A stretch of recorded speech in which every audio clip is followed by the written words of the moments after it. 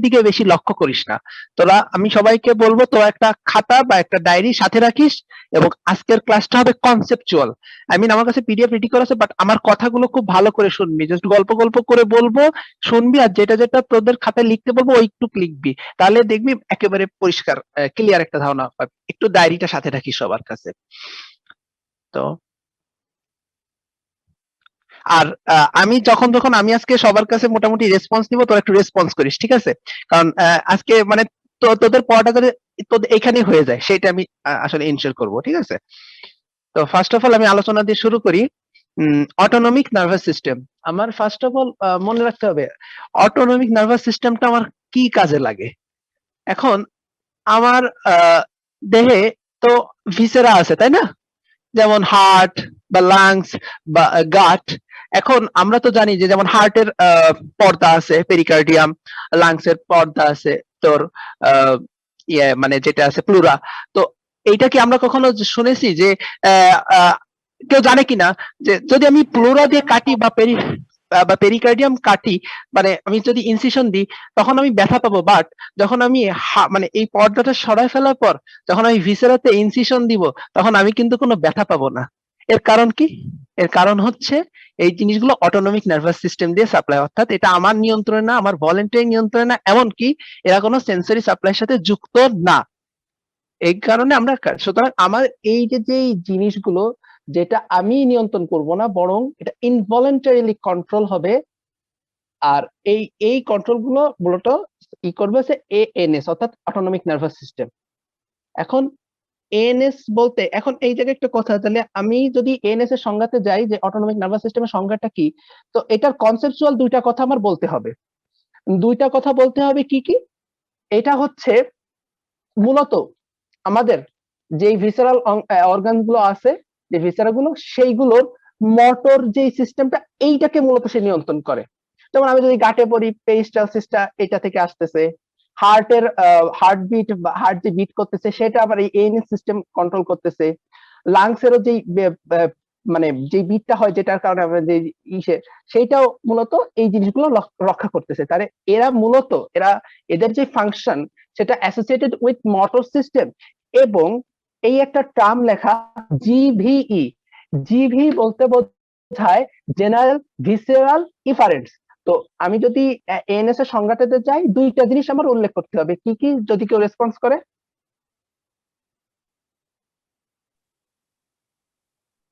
Hello?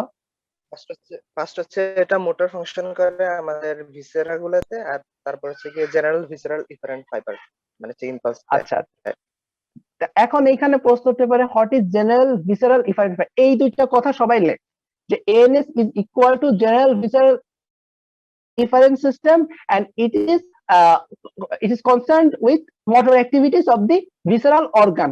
এই দুইটা কথা অলওয়েজ লেখা থাকবে। এখন জিজ্ঞেস করতে পারে যে জিভি কি? জিভি কি হলো? ই মানে কি? ইফারেন্স। ইফারেন্সটা মানে কি? ইফারেন্সটা হচ্ছে আমার এফারেন্টলি আসে ইফারেন্ট, আমার এই যে যেই অর্গান গুলোকে সে নিয়ন্ত্রণ করতেছে, সেই অর্গান গুলো যে ইফারেন্ট সাপ্লাইটা আসতেছে, অর্থাৎ এই জেনারেল ভিসেরাল যে ইফারেন্স গুলো, সেইটার সেই কেন্দ্রিক সিস্টেমটা হচ্ছে অটোনমিক নার্ভাস সিস্টেম, অর্থাৎ জিবিই। এই সিস্টেমটাকেই মানে এইটাই হচ্ছে অটোনমিক নার্ভাস সিস্টেমটাকে ইন্ট্রোডিউস করে। এটা হচ্ছে মূল কথা। এবং এর ব্যাখ্যাগুলো আমাদের আরো সামনে যে, যেমন GSA, general sensory afference, general sensory efference, general visceral efference, special sensory afference, এই সবগুলো সামনে আসবে। এই মুহূর্তে জাস্ট এইটা জেনে রাখি, এটা একটা জিভিই সিস্টেম এবং মোটর সিস্টেম। এইবার আমরা এএনএস টাকে ভাগ করব। কি কি ভাগে ভাগ করব? আজকের ক্লাসটা যেহেতু ফিজিওলজি মানে রিলেটেড, সেজন্য আমরা ফিজিওলজিতেই থাকবো, বাট অ্যানাটমিক্যাল ডিভিশনটা আমরা এখানে দেখব। অ্যানাটমিক্যাল ডিভিশন মানে ডিভিশনটা হচ্ছে তিনটা। এটা অনেকে ভুল করে যে এই এন্ট্রিক সিস্টেমটা রাখে না। এটা মনে রাখতে হবে যে এন্টেরিক যে নার্ভাস সিস্টেম, অর্থাৎ আমাদের গাটে যে নার্ভাস সিস্টেমটা থাকে, সেটাও কিন্তু এএনএস সিস্টেমের অন্তর্ভুক্ত। সুতরাং এএনএস সিস্টেম তিন প্রকার: sympathetic, parasympathetic and enteric nervous system. ব্যাস, এই আমার অ্যানাটমিক্যাল ডিভিশন গেল। এইবার আমি আসবো আমার আজকের topic, sympathetic nervous system. Sympathetic nervous সিস্টেমের যে মূল কথা কথা হচ্ছে কি, আমি এসএনএস সম্পর্কে ফার্স্ট অফ অল দুইটা তিনটা কথা বলবো, তোরা একটু খাতায় লেখ। ফার্স্টে তোরা লেখ এসএনএস সিস্টেমটা স্ট্রেসের সময় কাজ করে। এই স্ট্রেস কথাটা একটু লেখ, তোরা ডায়েরিতে স্ট্রেস কথাটা একটু লেখ। লেখছিস? এইবার শোন, স্ট্রেসটাকে বলতে কি বোঝাচ্ছে? স্ট্রেস বলতে বোঝায় ফিজিক্যাল স্ট্রেস হইতে পারে, ইমোশনাল স্ট্রেস হইতে পারে, বা তোর ফিয়ার হইতে পারে, ফিয়ারের কারণে যে স্ট্রেসটা পড়ে। তো যেমন ওই যে উদাহরণটা দেয় এসএনএস সিস্টেমে, যে তুই কোনো কুকুর দেখতেছস, তখন তুই ভয় পাইলি, তোর ভিতরে কিছু চেঞ্জ আসলো এবং তুই সেই চেঞ্জটাকে ইউজ করে তোর ভিতরে যে স্ট্রেসটা হইলো সেটার কারণে তুই সামনে গেছিস, তখন যে চেঞ্জটা হচ্ছে সেটা হচ্ছে সিম্প্যাথেটিক, অর্থাৎ তোকে কুকুরের ভয়তে সিম্প্যাথি দিচ্ছে হচ্ছে সিম্প্যাথেটিক নার্ভাস সিস্টেম। সুতরাং এখন কুকুরের যে ভয়টা, ওই ভয়টা কিন্তু ইমোশনাল স্ট্রেস যেমন, ঠিক তেমনি ফিজিক্যাল স্ট্রেস। যখন তুই দৌড়াবি এই সময়টাতে সিম্প্যাথিক সিস্টেম কাজ করে, অর্থাৎ যখন তোর স্ট্রেস সিচুয়েশনটা আসবে তখনই তুই, আচ্ছা নেটে কি ঝামেলা করতেছে একটু? আমার কথা কি ক্লিয়ার? হ্যালো? মাঝে মাঝে কেটে আসতেছে। কথা clear আচ্ছা, আছে, মানে নেটে ঝামেলা করলে একটু হুম, বলিস, হুম। বুঝছিস? তবে মাঝে আচ্ছা, মাঝে যাই ইকো হোক। হইতেছে মেবি। ও আচ্ছা, এবার কি হবে দেখ তো। শুরু কর, না শুরু না, কর, কথা ঠিক বলা শুরু আছে কর এবার, তুই। ঠিক আছে। আচ্ছা ঠিক আছে, না ওকে। ঠিক আছে এবার, তাহলে শুরু করতে তোরা পারিস। স্ট্রেস কথাটা তো লিখছিস, তাহলে স্ট্রেস হচ্ছে ফিজিক্যাল স্ট্রেসও হইতে পারে বা ইমোশনাল স্ট্রেস হইতে পারে। এখন কথা হচ্ছে কি, উম, এই যে স্ট্রেসের কথাটা বললাম, এখন আহ আচ্ছা আমি আগে ওইটাতে না যাই, আগে এই যে আমার যে এটা রয়েছে, আমার যে পিডিএফটা ওপেন আছে, এইটা তোরা একটু তোল। কি কি তুলবি? যে এসএনএস সিস্টেম কিসের কিসের উপর কাজ করে বা ইনারভেট কাদের কাদের করে, তিনটা জিনিস। আর সেটাকে আবার আলাদাভাবে সংজ্ঞা করা যায়। তিনটা জিনিস কি কি? ১ ২ ৩, যেই ইয়েটা আছে না, যে অল স্মুথ মাসলস, অর্থাৎ তোর স্মুথ মাসল যেখানে যেখানে আছে, যেমন ধর ব্লাড ভেসেলস এর তোর যেই ওয়ালে, সেখানে তুই স্মুথ মাসল পাবি, আর্টারিওলস এর গায়ে, আর্টারি গায়ে পাবি তো। আচ্ছা, আবার ধর তোর মানে ইয়ে, যেমন গাটে তুই পাবি, লাংসে পাবি, যেখানে যেখানে স্মুথ মাসলস আছে, সব স্মুথ মাসলস এর কন্ট্রোলটা হবে ইনভলেন্টারি কন্ট্রোল, এবং সেটা নিয়ন্ত্রণ হবে এএনএস সিস্টেম দ্বারা। সুতরাং যেখানে যেখানে স্মুথ মাসলস আছে, এক। দ্বিতীয় হচ্ছে অল গ্ল্যান্ডুলার স্ট্রাকচারস। আমরা সবাই পড়ে আইছি, যত গ্ল্যান্ড আমরা পড়ছি, সেটা থাইরয়েড গ্ল্যান্ড হোক, সুয়েট গ্ল্যান্ড হোক, যত গ্ল্যান্ড হোক, সব গ্ল্যান্ডের নিয়ন্ত্রণ করতেছে কে? এই অটোনমিক নার্ভাস সিস্টেম, অর্থাৎ সেখানে প্যারাসিম্প্যাথেটিক সিম্প্যাথেটিক সাপ্লাই থাকবে। তো যেহেতু আজকে এসএনএস পড়তেছি এখন, তো যত গ্ল্যান্ডুলার স্ট্রাকচার আছে, এদের ভ্যাসোমোটর সাপ্লাইটা মূলত দেবে, কিন্তু একটা ব্যতিক্রম হচ্ছে সোয়েট গ্ল্যান্ড, সেটা আমরা পরে বলবো। তো ভ্যাসোমোটর যত সাপ্লাই হবে গ্ল্যান্ডের, সব সাপ্লাইটা আসবে হচ্ছে এসএনএস সিস্টেম থেকে। গেল। ৩ নাম্বার, মায়োকার্ডিয়াম। আমরা পড়ছি হার্টের মানে যখন আমরা নার্ভ ইনারভেশন পড়ছিলাম, যে সিম্প্যাথেটিক কোন সাপ্লাই থেকে আসে? T1 থেকে T5। হাতের আঙ্গুল দিয়ে তোরা একটা হাতে হার্ট ধরস, তাহলে ওই এক হাতে 5টা আঙ্গুল, তাহলে T1 থেকে T5 এই সাপ্লাইটা, সিম্প্যাথেটিক সাপ্লাই আসবে হার্টে। এই আর এই সিম্প্যাথেটিক সাপ্লাই সুতরাং মায়োকার্ডিয়াম থেকে, এই 3টা জায়গায় তুই মোটামুটি এসএনএস সিস্টেমটাকে পাবি। এখন যদি আমি এটাকে খুব সংক্ষেপে যদি আমি একবারে বলতে চাই, তাহলে আমি কিভাবে বলতে পারি? ওই যে 4 নাম্বারটা দেখতেছিস, এইভাবে বলতে পারিস। কি হবে?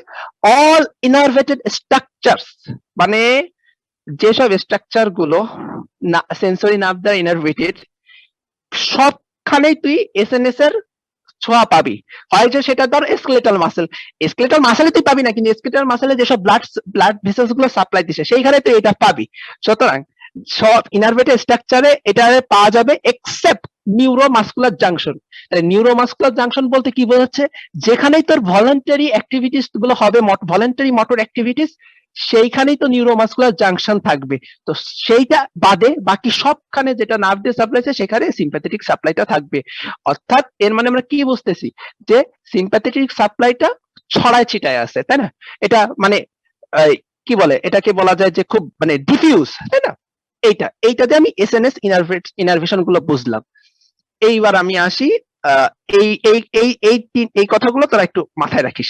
এই কথাটা যদি এই স্লাইডটা যদি ই করে রাখতে পারিস, ব্যাস ডান। এখন এখন আমি এইবার গল্প শোন, খুব ভালো ভালো গল্প। ওই যে যেটা বলছিলাম স্ট্রেসের সময়, তাহলে তোর এই যে তুই কুকুর আসলো, তুই ভয় পাইলি, তাহলে আগে আগে তো এসএনএস সিস্টেমটাকে, এবার আমি আরেকটা কথা লিখে রাখ, তোরা একটু এই কথাটা লেখ, তাহলে তোদের উপকার হবে। ফার্স্টে লিখবি এএনএস সিস্টেম, অর্থাৎ অটোনমিক নার্ভাস সিস্টেমের মেইন কন্ট্রোল কে? কেউ বলতে পারবি? এএনএস সিস্টেমের main controller hypothalamus. Yes, hypothalamus. মানে মেইন কন্ট্রোলার হচ্ছে অন এন্ড অনলি হাইপোথ্যালামাস। এইটা জীবনে বিয়ে করার কথা ভুলে যাবি, বাট এইটা কখনো ভুলবি না। হাইপোথ্যালামাস অটোনমিক সিস্টেমকে কন্ট্রোল করে, বাট এই গাইটনে আরো দুইটা বলা আছে, যেমন brain stem and posterolateral portion of the spinal cord.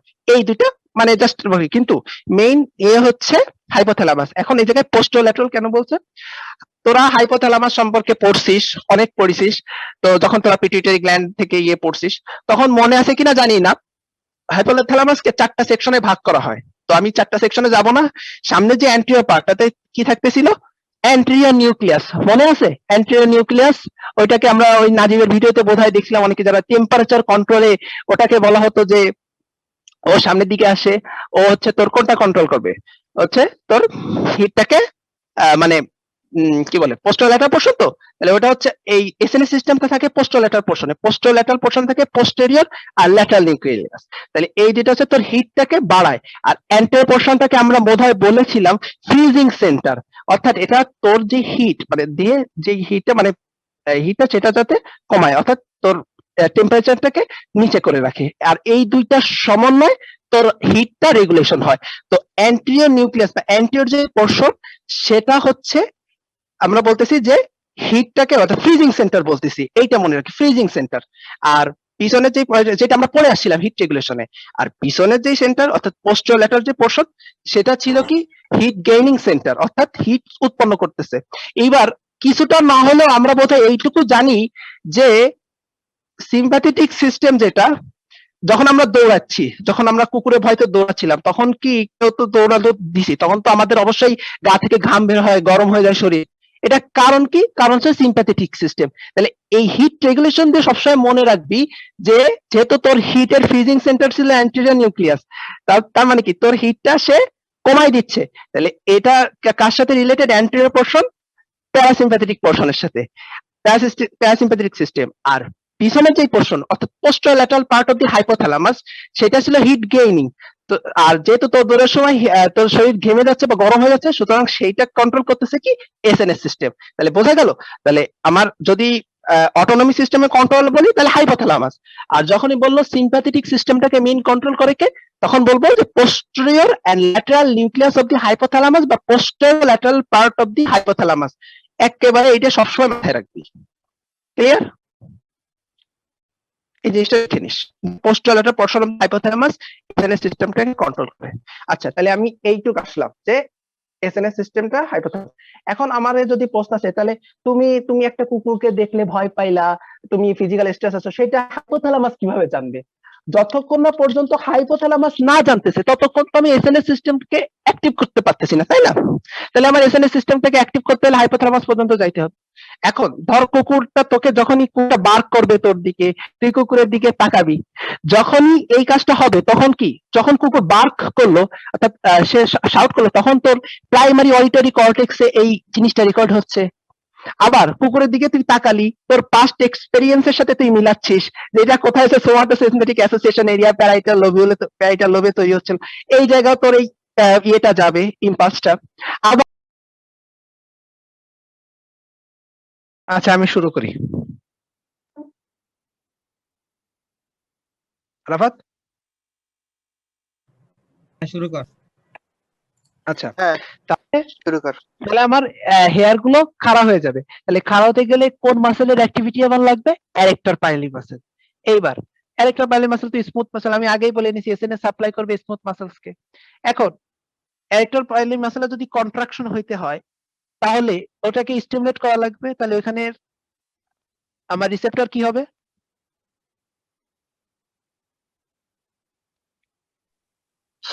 Alpha 1।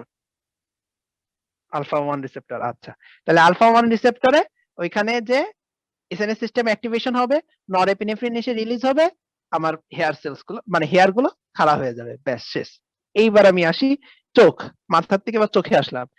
চোখে তুই ধর, তুই যখন কুকুরটাকে দেখলি, কুকুরটা তো তোর খুব কাছে থাকবে, তুই তো নিশ্চয়ই দূরের কোনো কুকুর দেখে ভয় পাবি না, তুই কাছের কুকুর থাকবে। তার মানে কি তোর ভিশনটা কি নিয়ার হবে না ফার হবে? Near vision. আর নিয়ার ভিশনের ক্ষেত্রে তোরা পড়ে আইছিস, লেন্সটা কি গ্লোবিউলার হবে নাকি লেন্সটা মানে মানে চ্যাপ্টার হয়ে যাবে? নিশ্চয়ই লেন্সটা তোর করতে হবে, ডাইলেট চ্যাপ্টার করবে। করে দিতে হবে, ডাইলেট করতে হবে। হ্যাঁ, তাহলে হ্যাঁ, ডাইলেট রাজ, যদি করতে, শোন, হ্যাঁ হ্যালো, এই ক্ষেত্রে হ্যাঁ কুকুর দেখার পর আমি তো হচ্ছে গিয়ে দূরের জিনিস দেখতে চাই ক্লিয়ারলি। যেমন হচ্ছে গিয়ে আমি কুকুর দেখার পর হচ্ছে গিয়ে একটা ওয়াইড রেঞ্জের ভিউ পাইতে চাই, যাতে হচ্ছে গিয়ে আমি জিনিস ভালো করে দেখতে পারি, আপনাকে দৌড়ানোর জন্য হ্যাঁ আমি সুবিধা ওটা হয়। আসতেছি। আগে আমার কুকুরটাকে আমি দেখলাম, নিয়ার ভিশন আমি দেখলাম, এইবার আমি পালাবো বা দৌড় দিব, আমার তো এবার সামনে দেখতে হবে আমার ওয়াইড রেঞ্জে কি আছে। এইবার আমার কি করতে হবে, আমার কি বেশি আলো আসা জরুরি না কম আলো আসা জরুরি? যদি কমই আলো আসে তাহলে তো আমার পক্ষে দৌড়ানো বা ভাবে করা সম্ভব না, আমার এখন দৌড় দিতে হবে খুব জোরে সোরে। তাহলে আমার কি, আমার চোখ ইয়েটাকে, আমার এই যে ডাইলেটর যে পিউপিলি, অর্থাৎ পিউপিলের যে ডাইলেটর মাসেলটা, সেটার কি করতে হবে, ডাইলেট করতে হবে। আর সেই সাথে ওই যে বলছিলাম যে সিলিয়ারিস মাসেলটা কি করতেছিল, ওই যে নিয়ার ভিশনের ক্ষেত্রে ও কিন্তু মানে করতেছে। হ্যাঁ, ওই সিলিয়ারিস মাসেলটা আমরা মনে আছে বোধহয়, সিলিয়ারিস মাসেলটা কন্ট্রাক্ট করলে কি হয়, লেন্সটার পজিশন কি হয়? নিয়ার ভিশন হয়, তাতে হচ্ছে গিয়ে ঠিক, ঠিক আছে তোর কথা। হ্যাঁ ঠিক আছে, সিলারি কন্ট্রাক্ট করলে নিয়ার ভিশন, আর রিল্যাক্সেশনের ক্ষেত্রে হচ্ছে গিয়ে ফার ভিশন। আচ্ছা, মানে ইন্ডেক্স পাওয়ার কোন ক্ষেত্রে পারে? সিরিয়াস মাসেল কন্ট্রাক্ট করলে তোমার হচ্ছে পিপল কনস্ট্রিক্ট করবে, এটা প্যারাসিম্প্যাথেটিক এর জন্য। আমি প্যারাসিম্প্যাথেটিক যাচ্ছি না, আমি সিম্প্যাথেটিকে আছি। আচ্ছা আমি একটু বলি, সিলিয়ারিস মাসেলটার এইখানে লাগবে রিল্যাক্সেশন।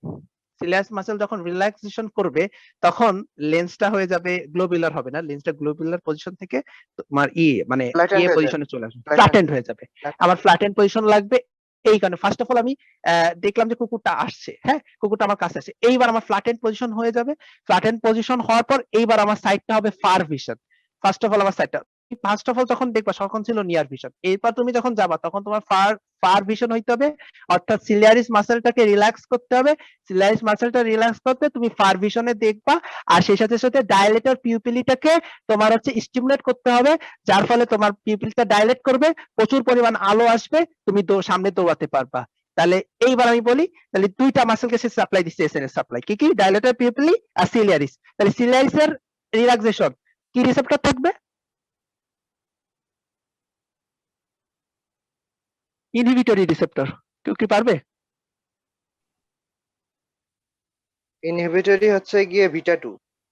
বিটা 2 থাকবে, হ্যাঁ এটা বিটা 2 থাকবে। থাকবে। তাহলে সিলারিসে থাকবে বিটা 2, আর ডাইলেটর পিপলি আমার কি করতেছে, ডাইলেটর পিপলিটাকে কিন্তু আমি মানে স্টিমুলেট করেই কিন্তু ওকে ডাইলেট করতেছি, অর্থাৎ ডাইলেটর পিপলি স্টিমুলেট হলেই পিপলিটাকে ডাইলেট করবে। তাহলে স্টিমুলেশনে কি কি কোন রিসেপ্টরটা থাকবে? Alpha 1 receptor. বলেই দিছি আলফা 1 সব জায়গা থেকে এক্সেপ্ট তিনটা জায়গায়, সেখানে আমি বিটা 1। Alpha one. তাহলে ব্যাস, তাহলে আমার গেল। তাহলে এসএনএস সিস্টেম অ্যাক্টিভেশনের মাধ্যমে আমার ফার ভিশনটা হবে, আমার দৌড়ানোর পক্ষে সুবিধা হবে, আলো আমার চোখে বেশি ঢুকবে, ব্যাস আয়ের ব্যাপারটা শেষ। এইবার আমি আসি, গ্ল্যান্ডসটা আমি পরে আসতেছি। আমি এবার আসবো হচ্ছে, আমি একটু লাংসে আসি, চোখের পরে আমি লাংস আসলাম। আচ্ছা, লাংসের ক্ষেত্রে আমি বলে দিয়েছিলাম যে ব্লাড ফ্লো বেড়ে যায়, তাই না? ব্লাড ফ্লো যদি বেড়ে যায়, কারণ ব্লাড ফ্লো কেন বেড়ে যাচ্ছে আমার বুঝতে হবে ব্যাপারটা। ব্লাড ফ্লো কোথায় কোথায় বেড়ে যাবে, যেসব ভাইটাল অর্গানস গুলো কাজ করতে হবে সেসব অংশে ব্লাডের পরিমাণটা, ব্লাড ফ্লোটা বেড়ে যাবে। তার মানে কি, ওটা কাজ করবে, ওর এনার্জি দরকার হবে, তাহলে ওখানে আমার খাবার সরবরাহ করতে হবে, অক্সিজেন সরবরাহ করতে হবে, জ্বালানি সরবরাহ করতে হবে, দেন আমি এখান থেকে শক্তি পাবো। তাহলে ওইসব জায়গায় আমার ব্লাড ফ্লোটা বাড়াই দিতে হবে। তো ব্লাড ফ্লো যদি বেড়ে যায়, কিন্তু ব্লাড ফ্লো বাড়লো কিন্তু আমি অক্সিজেন নিলাম না, তাহলে সেই ব্লাড ফ্লো বাইরে কি আমার লাভ আছে? কোনো লাভ নেই। সুতরাং আমার অক্সিজেন চাহিদা বাড়াতে হবে, তাহলে আমি প্রচুর পরিমাণ নিঃশ্বাস গ্রহণ করব। যখন আমি নিঃশ্বাস গ্রহণ করবো আমি প্রচুর পরিমাণ, তাহলে আমার কি এই পাথওয়েটাও, আমার ব্রোঙ্কাই দিয়ে যে পাথওয়েটা আমার অ্যালভিওলাসে যাচ্ছে, সেই পাথওয়েটাও আমাকে চওড়া হইতে হবে। এইবার আমাদের হয়তো বা হিস্টোলজিতে মনে আছে যে ব্রঙ্কিয়াইতে আমার স্মুথ মাসেলস লেয়ার পাচ্ছিলাম। তো ওই যে স্মুথ মাসেল সেলস, ওইটা যদি রিল্যাক্স হয় তাহলেই তো আমার পাথওয়েটা চওড়া হবে, তাই না? ওটা যদি কনস্ট্রিক্ট হয় তাহলে আমার পাথওয়ে বন্ধ হয়ে যাবে। যেটা আমার ক্ষেত্রে, যে আমি অ্যালার্জির পেশেন্ট, আমার ক্ষেত্রে যেটা হয়, তাহলে ওই পাথওয়েটাকে আমার চড়া করতে হবে। তাহলে কি হবে, ব্রঙ্কো যেই মাসেলস গুলো আছে, স্মুথ মাসেল সেল ব্রঙ্কিয়ার ওয়ালে, সেইগুলোর রিল্যাক্সেশন হবে না স্টিমুলেশন হবে? Please response. ব্রঙ্কিয়াল মাসল ডায়ালেট করলে তো ভেন্টিলেশনটা বেশি হবে, যার ফলে আমরা অক্সিজেন বেশি হ্যাঁ, পাবো। ডাইলেট করা মানে কি? ডাইলেট করা যেটা মূলত রিল্যাক্সেশন রিল্যাক্সেশন। তাহলে রিল্যাক্সেশন কখন হবে? এই এই সময়টা হবে। তাই রিল্যাক্সেশন হওয়ার জন্য তাহলে আমার এই জায়গায় রিসেপ্টরটা কি লাগবে স্মুথ মাসলসে? রিল্যাক্সেশনের ক্ষেত্রে এখানে কি আমি বলে নিয়েছিলাম ইনহিবিটরি দুইটা, এটা alpha two, beta two. Beta two yes, beta এইটা আমি শুনতে চাচ্ছি, বিটা টু। কারণ বিটা টু সবখানে থাকবে এক্সেপ্ট তিনটা জায়গায় আলফা টু। তাহলে ব্রঙ্কিয়াল স্মুথ মাসল গুলো ইনহিবিশন হবে, রিল্যাক্সেশন হবে, পার্টটা চওড়া হবে, বিটা টু রিসেপ্টর থাকবে। এইবার আর দুইটা হচ্ছে ব্রঙ্কিয়াল ভেসেলস। আমি কিন্তু পালমোনারি ভেসেলের কথা বলতেছি না, ব্রঙ্কিয়াল ভেসেলস এর কথা বলতেছি, যেটা লাংসের ব্লাড সাপ্লাই দেয়। আচ্ছা, লাংসে তো আমরা বোধহয় পড়ে আসছি, ওইখানে কিছু কিছু সেলস থাকে সিক্রেশন করে, হ্যান ত্যান, অনেক গবলেট সেলস থাকে। আচ্ছা, এখন আমি কি ওই সময় চাইবো যে আমার সিক্রেশন হোক? কারণ সিক্রেশন হলে কি হবে, ওইখানে পাসওয়েটা তো আবার চড়ে থাকবে না, পাসওয়েতে আমার হাওয়া মানে আমার এয়ারটা যেতে, এয়ার পাস করতে সমস্যা হবে। তাহলে আমি সময় চাইবো যে এই সিক্রেশনটা অফ থাকুক। তাহলে গ্ল্যান্ডুলাস, ওইখানকার যেসব মানে গ্ল্যান্ডুলার যেসব সেলস গুলো আছে সেগুলো আমি অফ করতে চাইবো। এখন আমার কথা, এই জিনিসটা সবসময় যেন মনে থাকে যে আমি যখন কোন একটা গ্ল্যান্ডে ব্লাডের পরিমাণ মানে ব্লাড ফ্লো বাড়ায় দিব, তখন কিন্তু ওই গ্ল্যান্ডের সিক্রেটরি অ্যাক্টিভিটি বেড়ে যাবে। আর যখন ওই গ্ল্যান্ডের ব্লাড ফ্লোটা কমায় দেব, তখন কিন্তু ওই গ্ল্যান্ডের সিক্রেটরি অ্যাক্টিভিটি কমে যাবে। তাহলে আমার কি করতে হবে, এখানে ব্লাড ফ্লো গুলো কমায় দিতে হবে, ব্লাড ফ্লো যাতে বেশি না হয়, তাহলে আমার এই সিক্রেশনটা হবে না, তাহলে আমার এই পাথওয়েটা অফ হবে না। তাহলে এইবার তাহলে ব্রঙ্কিয়াল ভেসেলস এর ব্লাড ফ্লো কমায় দিতে হবে, তাহলে ভেসেলসটাকে কনস্ট্রিক্ট করতে হবে না ডাইলেট করতে হবে? নিশ্চয়ই কনস্ট্রিক্ট করতে হবে। তার মানে ভেসেলস এর ওয়ালের যে স্মুথ মাসল সেগুলো আমার কনস্ট্রিক্ট করা লাগবে। তাহলে এখানে রিসেপ্টর কি হবে? Stimulatory receptor, alpha 1 receptor. ব্যাস। এইবার আরেকটা কথা হচ্ছে মাস্ট সেল। এই মাস্ট সেলটা কিন্তু লাঙে আমি প্রচুর পরিমাণে পাবো। এখন এই মাস্ট সেলের কাহিনী, মাস্ট সেলটা হচ্ছে কি, আমরা বোধহয় পড়ছি যে এইটা যে যাদের আমার যেমন অ্যালার্জি সিস্টেম আছে, হিস্টামিন রিলিজ করে, এইটা হচ্ছে এই মাস্ট সেলের কাজ, অর্থাৎ ওই সময় যে এই ইনফ্ল্যামেটরি রেসপন্সে সাহায্য করে। এখন আমি কি ওই সময় চাইবো আমার ইনফ্ল্যামেটরি রেসপন্স হোক, আমার এই মাস্ট সেলের অ্যাক্টিভিটি বেড়ে যাক, আমার চুলকাক সারা জায়গায়? আমি কি সেটা চাইবো? আমার স্কিন অ্যালার্জি হোক বা আমার চোখ চুলকাক বা মাস্ট সেলের যেসব অ্যাক্টিভিটি গুলো শেষ করে? আমি তো নিশ্চয়ই চাইবো না। তাহলে আমার মাস্ট সেলটাকে কি করতে হবে? ইনঅ্যাক্টিভেশন করতে হবে। আমার দৌড়ানোর সময় আমার এইসব বাবার টাইম নাই। তাহলে মাস্ট সেল ইনহিবিটরি কোন রিসেপ্টর থাকবে? Beta two. Beta two. ব্যাস, শেষ। তাহলে তিনটা পড়লাম, bronchial vessels, mast cell and bronchial smooth muscle, আমার লাংসের। ব্যাস, শেষ। এইবার আসি, ও আচ্ছা, একটা কথা কি বলা দরকার কি না, একটা মজার কথা বলি, সবাই একটু মানে জিমাই টিমাই পড়লে একটু ভালো লাগবে না। মজার কথা হচ্ছে কি, ওই যে ক্যান্ডেল লাইট ডিনার প্রপোজ করার সময় কিন্তু মানুষ ক্যান্ডেল লাইট ডিনারে যায়, কেউ কিন্তু এমনি ডিনারে যায় না। কারণ কি, ক্যান্ডেল লাইট ডিনারে হয় কি, ওই যে অন্ধকার থাকে তো তখন হচ্ছে চোখটা ডাইলেটেশন হয়। এবং আরেকটা কথা হচ্ছে কি, মেয়েদের অর্গাজমের ক্ষেত্রে তাদের পিপিল ডাইলেট করে, তখন বোঝা যায় যে না, তার অর্গাজম ঠিকভাবে হয়েছে। এর জন্য মানে প্রেম ঘটিত যে কোনো ব্যাপার স্যাপারে সিম্প্যাথেটিক সিস্টেমটাকে স্টিমুলেশন করা জরুরি। তাহলে সঙ্গিনী প্রপোজটা বা অ্যাকসেপ্ট করার চান্সটা বেশি থাকে। যাই হোক, এটা ইসে আছে একটু আচ্ছা, উপকার হয়। একটা লাভ টিপস পেলাম লাভ গুরুর কাছ থেকে, অনেক ভালো। খুব আচ্ছা, উপকার এইবার হ্যাঁ, আসলে আচ্ছা, এরপর হচ্ছে আমার সিভিএস। এবার সিভিএস এ আসলাম। সিভিএস এ আমি একটা জিনিস একটু আলোচনা করে দেবো, কারো এইটা মনে আছে কিনা সেটা আমি একটু দেখে নিবানি। যাই হোক, ফার্স্ট অফ অল সিবিএস এ বোধহয় আমি বলে নিছিলাম, সিবিএস এ আবার হার্টের অ্যাক্টিভিটি বাড়াতে হবে এই স্ট্রেস সিচুয়েশনটাকে পার করার জন্য। এখন সিবিএস এ আমরা বলে নিছি না, তাহলে সিবিএস কি হতে হবে, মানে এই যে কার্ডিওভাস্কুলার সিস্টেম, অর্থাৎ আমার বিশেষ করে হার্টের স্টিমুলেশন হতে হবে। তাহলে হার্টের স্টিমুলেশন হতে গেলে আমি বোধহয় বলে নিছিলাম যে আলফা হর্ন সবখানে থাকবে এক্সেপ্ট বিটা হর্নটা থাকবে হার্টে। তাহলে সিম্প্যাথেটিক সাপ্লাই হার্টের সবখানে থাকবে, ঠিক আছে? আর এই সিম্প্যাথেটিক সাপ্লাইয়ের ক্ষেত্রে রিসেপ্টরটা হবে হার্টের ক্ষেত্রে বিটা অন। এবং আরেকটা কথা বোধহয় আমরা সিবিএস কার্ডে পড়ছিলাম, সিবিএস কার্ডে না, আমি বলবো ইসের অ্যানাটমিতে, যে প্যারাসিম্প্যাথেটিক সাপ্লাইটা কিন্তু হার্টের সবটুক জুড়ে ছিল না। ভেন্ট্রিকল মাসলে কি প্যারাসিম্প্যাথেটিক সাপ্লাই ছিল না, মেবি ছিল না। হ্যাঁ, সিম্প্যাথেটিক সাপ্লাইতে হার্টের সবখানে জুড়ে থাকে, অর্থাৎ বিটা ওয়ান রিসেপ্টর হার্টের সবখানে থাকবে।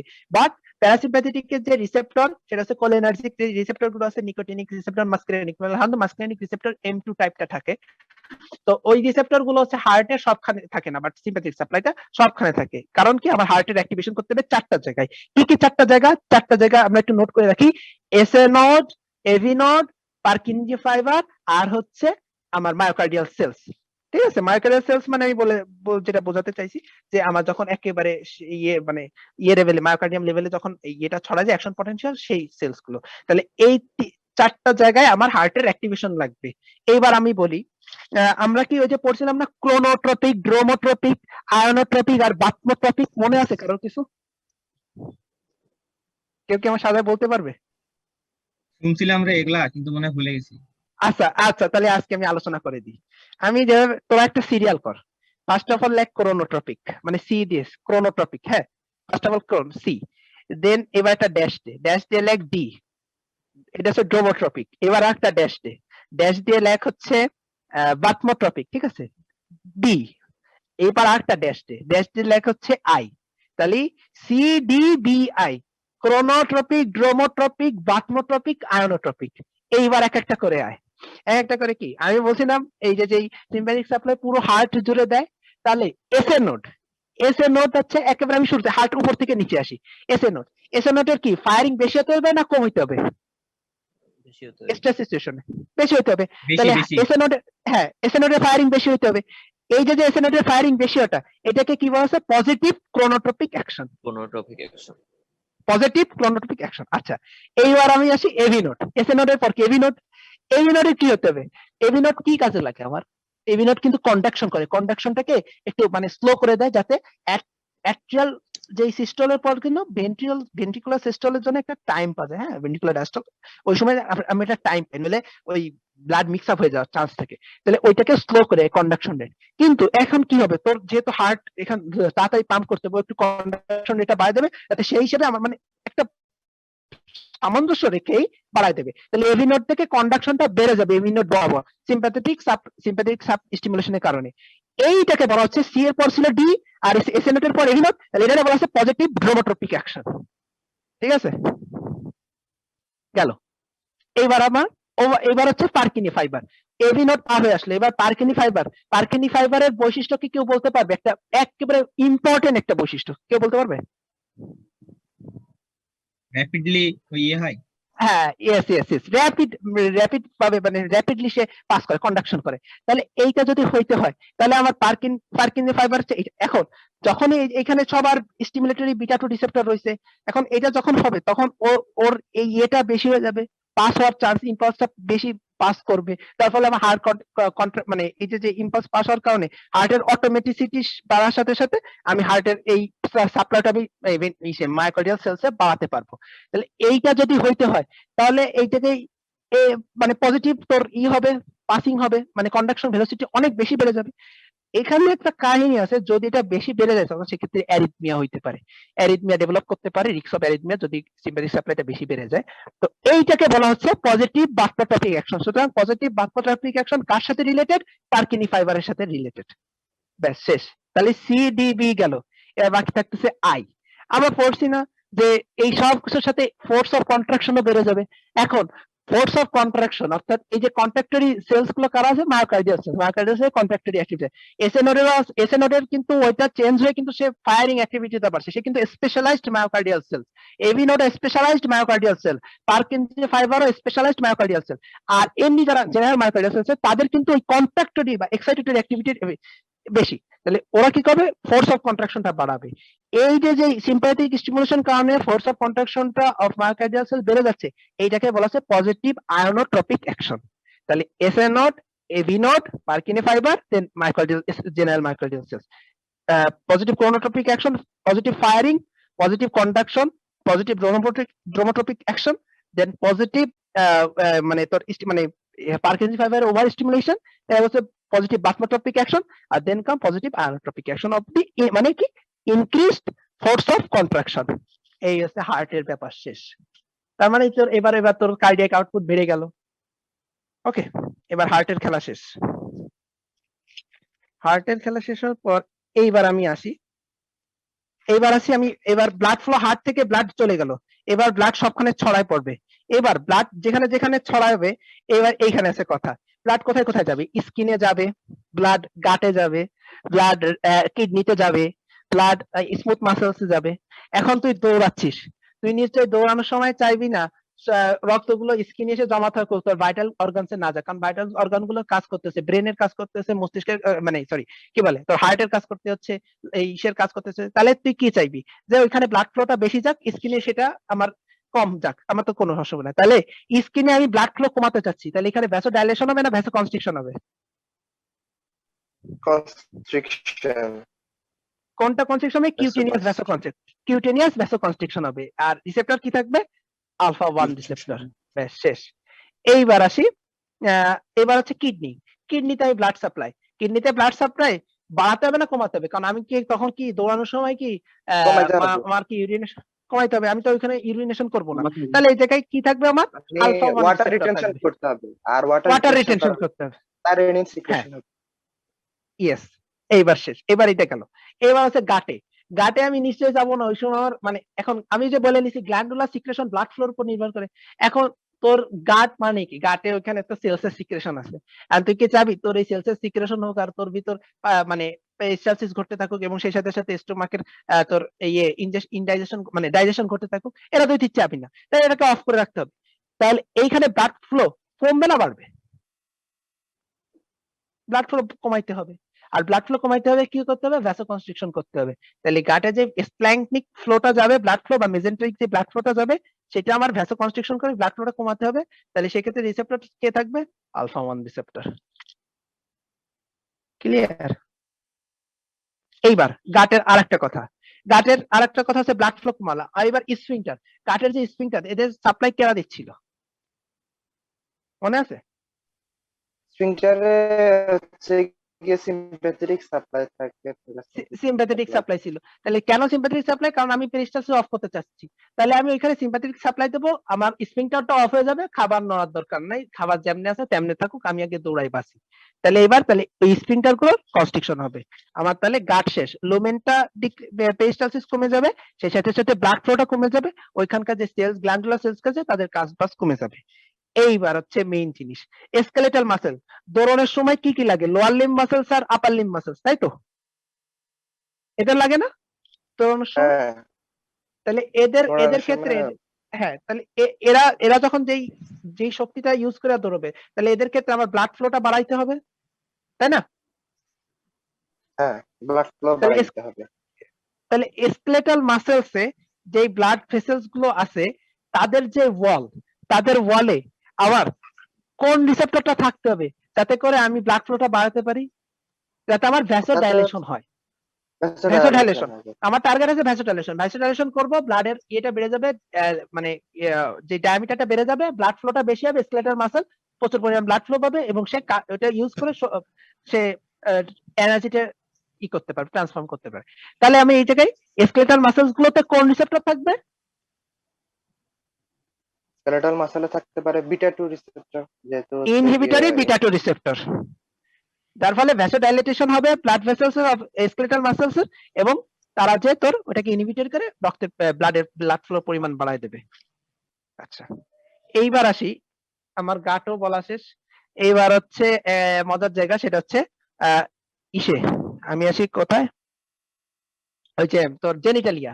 আচ্ছা, জেনিটালিয়ার ক্ষেত্রে মেলের ক্ষেত্রে আমি বলি, তুই কি তখন মানে আমাদের তো মনে হয় মনে আছে, মেলের ক্ষেত্রে ফার্স্টে কি হয়? ইরেকশন আর ইজাকুলেশন, কোনটা ফার্স্টে হয়? প্রথম Erection. Erection, ejaculation. আগে ইরেকশন দেন ইজাকুলেশন। ইরেকশন কে কন্ট্রোল করে? ইরেকশন কন্ট্রোল করে প্যারাসিম্প্যাথেটিক, ইজাকুলেশন কেন প্যারাসিম্প্যাথেটিক? কারণ ওই জায়গায় আমার ব্লাড ফ্লো বাড়াতে হবে, ব্লাড ফ্লো বাড়ায় ব্লাড আসবে, দেন আমার ওটা ই হবে। আচ্ছা, তাহলে আমি ইরেকশন না হলে তো আর ইজাকুলেশন হচ্ছে না, তাই না? কারো কি না দাঁড়ায় কি ইজাকুলেশন হয় নাকি? নিশ্চয়ই হয় না। সুতরাং আমার ইজাকুলেশন লাগবে। তাহলে আমি ভয়ে যখন দৌড়াচ্ছি, আমার না আছে ইরেকশন, তাহলে আমার ইজাকুলেশন হবে না। তাহলে এই জায়গায় সিম্প্যাথেটিক এর কোনো প্রভাব নাই মেল জেনিটালিয়ার উপর, এটা যেন মনে থাকে। কারণ আগে ইরেকশন, তারপর ইজাকুলেশন, ইজাকুলেশনে সিম্প্যাথেটিক। আচ্ছা, এবার মহিলাদের ক্ষেত্রে আসি। মহিলাদের ক্ষেত্রে একটু মানে ওদের সবকিছুতে একটু মানে উল্টাপাল্টা, ঠিক আছে? জিনিসটা আমার কাছে খুব মজার লাগছে। মজার লাগছে কি, অ্যাডাল্ট নন প্রেগনেন্ট ইউটেরাস, অর্থাৎ যেসব ইউটেরাস প্রেগনেন্ট না, তারা কি করবে? তুমি যখন মানে এটা করতে চাও, ভেবেই দেখো ও কি করবে যখন ওখানে স্পাম ডেলিভারি করবা, নিশ্চয়ই সে ওইটা করতে চাইবে। এখন কথা হচ্ছে কি, বিপদের সময় থাকো আর এখন জানো এই যে সেক্সের সময় কিন্তু মানুষের ইমোশনাল স্ট্রেস আছে, ওইটাও কিন্তু একটা স্ট্রেস, তাই না? তো ওই সময়টাতে অ্যাডাল্ট নন প্রেগনেন্ট ইউটেরাসের ক্ষেত্রে তোর থাকে মানে রিসেপ্টর থাকে হচ্ছে আলফা 1 রিসেপ্টর, কারণ ইউটেরাসের মাসল গুলো তখন কন্ট্রাক্ট করে ওটা যে সিমেন্টটা ডেলিভারি হয় ভ্যাজাইনাতে, ওইটা সে কালেক্ট করতে চায়, তখন ও কন্ট্রাকশন করে ওই সিমেন্টটাকে ভিতরে টেনে নেয়। এর জন্য নন প্রেগনেন্ট ইউটেরাসে আলফা 1 রিসেপ্টর থাকে এবং সিম্প্যাথেটিক সিস্টেম ওইখানে কন্ট্রাকশন ঘটায়। বাট প্রেগনেন্ট ইউটেরাস যদি এই কাজ করতে চায় তাহলে তো প্রোডাক্ট অফ কনসেপশন বের হয়ে আসবে, তাহলে সেটা তো হবে না। তখন একটা মজার বিষয় আছে, প্রেগনেন্ট ইউটেরাসে তুই আলফা 1 রিসেপ্টর পাবি না, তখন তুই জায়গায় পাবি বিটা 2 অ্যাড্রেনার্জিক রিসেপ্টর। এটা হচ্ছে সবচেয়ে মজার একটা ঘটনা, যে প্রোডাক্ট অফ কনসেপশন যাতে বের হয় না, যে প্রেগনেন্ট ইউটেরাসে বিটা 2 অ্যাড্রেনার্জিক রিসেপ্টরের পরিমাণ বেশি থাকে এবং ওই জায়গায় সিম্প্যাথেটিক সিস্টেমটা মূলত ওর মানে মাসেলগুলো রিল্যাক্স করায়, যার ফলে আমার প্রোডাক্ট অফ কনসেপশন যাতে ঠিক থাকে। আর এইবার আসি হচ্ছে লিভারে। লিভারের মূলত কাহিনী হচ্ছে হেপাটোসাইট সেলস গুলোকে নিয়ে। এর কারণ হচ্ছে আমার রক্তে আমি অক্সিজেনের পরিমাণ বাড়াইছি, সেই সাথে সাথে আমার স্কেলেটাল মাসেল গুলো কাজ করতেছে, তাহলে আমার খাবারের পরিমাণও তো লাগবে, তাই না? তাহলে এই খাবারের যোগানটা কি? গ্লুকোজ। তাহলে আমার লিভারে কি মানে গ্লুকোজটা কিভাবে সঞ্চিত থাকে, কি রূপে সঞ্চিত থাকে? গ্লাইকোজেন হিসেবে। এবারে গ্লাইকোজেন ভাঙো, গ্লাইকোজেন ভাঙতে হলে কি করতে হবে? গ্লাইকোজেনোলাইসিস। তাহলে গ্লাইকোজেনের ফলে হ্যাঁ, আচ্ছা। দ্বিতীয়ত হচ্ছে এই যে আমার তো এই সব গ্লাইকোজেন গেল, এবার আমার নতুন জায়গাতে গ্লুকোজ, আরো গ্লুকোজের চাহিদা, তাহলে আমি কি করব? নিউ কোন সোর্স থেকে গ্লুকোজ তৈরি করব, ওটাকে জন্য কি বলে? গ্লুকোনিওজেনেসিস। তাহলে গ্লুকোনিওজেনেসিসটাও বেড়ে যাবে। আর একটা এরপরও গেল, এখন আমার দেহে তো অনেক ফ্যাট জমে আছে, তাই না? ওই যে আমার ফ্যাটি সেলস লাইপোসাইটস গুলোতে আমি বলছিলাম, অ্যাডিপোসাইটস। তাহলে অ্যাডিপোসাইটস এর যে ইয়েটা আছে, তোর যেই মানে ফ্যাট আছে, ওটা তো আমার ফ্যাটি অ্যাসিড এন্ড গ্লিসারল হিসেবে আমার ভেঙে আসতে হবে, তাই না? নিউট্রাল যে টিএজিটা আছে, ট্রাইসাল গ্লিসারল, ওটাকে আমার ভাঙতে হবে। তাহলে ওইখানে আমি বোধহয় বলেছিলাম যে এটা এটা একটু এটা আমি বলে দিতে চাই, এটা একটু তোরা তুলে রাখিস। হরমোন সেনসিটিভ লাইপেজের কাজ কি? লাইপোলাইসিস না লাইপোজেনেসিস? হরমোন সেনসিটিভ ওটা মেবি হচ্ছে কি করে, লাইপোলাইসিস না? Lipolysis, yes. তাহলে লাইপোলাইসিস করতে হবে। এখন আমরা পড়ছিলাম না ইনসুলিনের সময়, যে ইনসুলিন কিন্তু ফ্যাটটাকে ডিপোজিট করে রাখে, ফ্যাটটাকে আসতে দেয় না সে ফ্যাটি সেলস গুলোতে। তাহলে ইনসুলিনের কাজ হচ্ছে হরমোন সেনসিটিভ লাইপেজটাকে ইনহিবিট করা। আর যখন তোর এই সিম্প্যাথিক গ্লুকোজ সাপ্লাই বেড়ে যাচ্ছে, তখন কি তোর ইনসুলিন কাজ করবে? নিশ্চয়ই না, কাজ করবে না। ইনসুলিনটা তখন, এই জন্যই বলছি যে ওই যে বিটা সেলসে বলছিলাম না, যে বিটা সেলসে বিটা 2 রিসেপ্টরটা থাকে, এই সরি আলফা 2 রিসেপ্টরটা থাকে। এই কারণ কি, ওই বিটা সেলস গুলোকে ইনহিবিট করে রাখে। ইনহিবিট করে রাখলে ওই ইনসুলিনটা আসে না এবং গ্লুকোজ আসতে থাকে, প্রচুর পরিমাণ গ্লুকোজ সাপ্লাই হতে থাকে। আর শেষে যেহেতু ইনসুলিন নাই, তাহলে হরমোন সেনসিটিভ লাইপেজও কাজ করবে না। তাহলে আমার টিএজি মানে কাজ করবে, কারণ ওরে ইনহিবিট করে রাখে। তাহলে হরমোন সেনসিটিভ লাইপেজ লাইপোলাইসিস ঘটাবে, অ্যাডিপোসাইটসে যে টিএজি ভেঙে free fatty acid and glycerol তৈরি হবে। ফ্রি ফ্যাটি অ্যাসিড সব চলে আসবে, ওই যে বললাম গ্লুকোনিওজেনেসিস, ও এসে লিভারে যে গ্লুকোনিওজেনেসিস ঘটাবে এবং সেখান থেকে গ্লুকোজ আমার বের হয়ে আসবে। কথা ক্লিয়ার? হ্যাঁ, বুঝতে পারছি। আচ্ছা, এইবার বাকি গেল। এইবার একটা মজার জিনিস, আমার প্রায় শেষের পথে সবকিছুই। এইটা বোধহয় একটু পড়ছিলাম বোধহয়, যে ওই যে থাইরোটক্সিকোসিস বা অর্থাৎ থাইরোটক্সিকোসিস মানে কি? থাইরয়েড হরমোনের পরিমাণ বেড়ে যায় সার্কুলেটিং লেভেলে। তো সার্কুলেটিং লেভেলে যখন থাইরয়েডের পরিমাণ বেড়ে যায়, তখন থাইরয়েড হরমোনের পরিমাণ বেড়ে যায়, তখন আমরা বোধহয় পড়েছিলাম যে তখন কিন্তু এপিনেফ্রিন নরএপিনেফ্রিনের পরিমাণটা মানে এপিনেফ্রিনের পরিমাণটা ব্লাডে খুব বেড়ে যায় এবং মানে সিম্প্যাথিক সিস্টেম কাজ করে। এর কারণটা আমরা একটু লিখে নিতে পারি, এটা খুব ভালো একটা কোশ্চেন।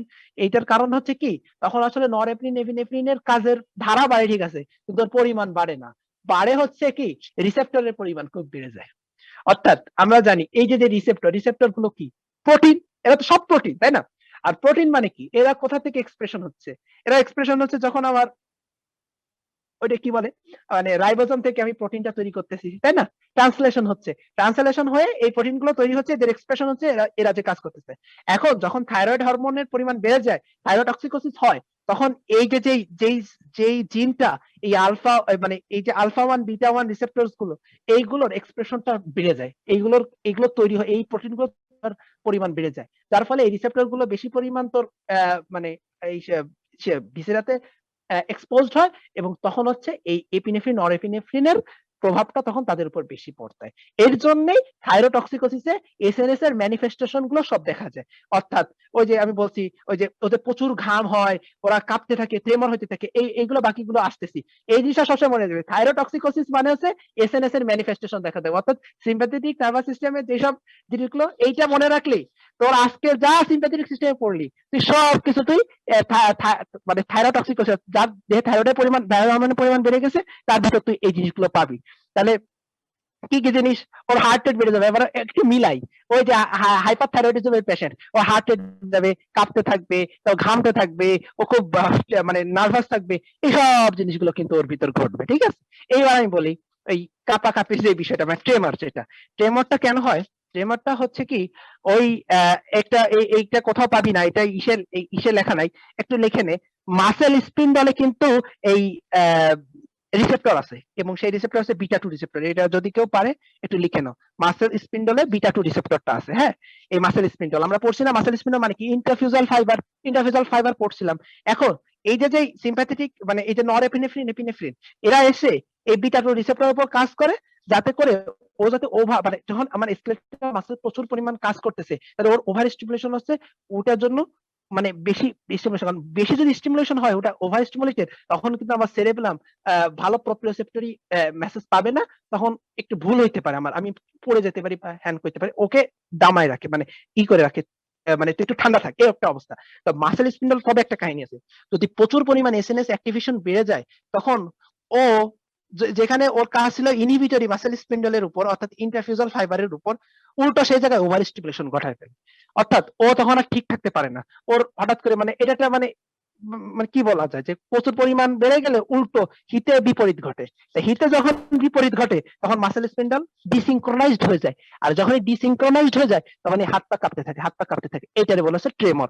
অর্থাৎ তুই যখন ভয় হয়ে যাবি, দৌড়াচ্ছিস, তখন তোর হাত পা কাঁপতে থাকবে। এর কারণ হচ্ছে মাসেল স্পিন্ডলের ওভার স্টিমুলেশন হয়েছে এসএনএস অ্যাক্টিভিটি দ্বারা, ওরা ঠিক রাখতে পারে, তখন খুব বেশি ভয় লাগলে ওই কাঁপাকাঁপি শুরু হয়ে যায়।